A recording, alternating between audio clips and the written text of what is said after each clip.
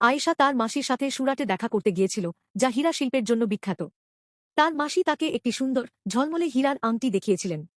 হীরাটি কিভাবে আলো ধরে ছোট ছোট রংধনুতে ছড়িয়ে দেয়, তা দেখে আয়েশা মুগ্ধ হয়েছিলেন। এটা এত ঝলমল করে কেন আন্টি? আয়েশা তার হাত বাড়িয়ে জিজ্ঞাসা করলেন। তার মাসি, একজন রত্নবিদ, তিনি ব্যাখ্যা করলেন, এটা আলোর দুটি আশ্চর্যজনক বৈশিষ্ট্য এবং হীরাটি কাটার পদ্ধতির কারণে। প্রথমটি হল প্রতিসরণ, যা আপনি হয়তো জলে পেন্সিল বাঁকানো দেখে মনে করতে পারেন। আলো যখন হীরার মধ্যে প্রবেশ করে, তখন এটি ধীর হয়ে যায় এবং বাঁকতে থাকে। হীরা খুব ঘন, তাই আলো যখন তাদের মধ্যে প্রবেশ করে তখন অনেক বাঁকতে থাকে। কিন্তু হীরার আসল বিশেষত্ব হল তারা আলোর রঙগুলিকে কিভাবে আলাদা করে। সূর্যের মতো সাদা আলো আসলে রংধনুর সমস্ত রং দিয়ে তৈরি, তিনি আরও বলেন। যখন এই সাদা আলো হীরার মধ্যে প্রবেশ করে, তখন এটি কেবল বাঁকে না, এটি প্রিজমের মতো তার পৃথক রঙেও বিভক্ত হয়।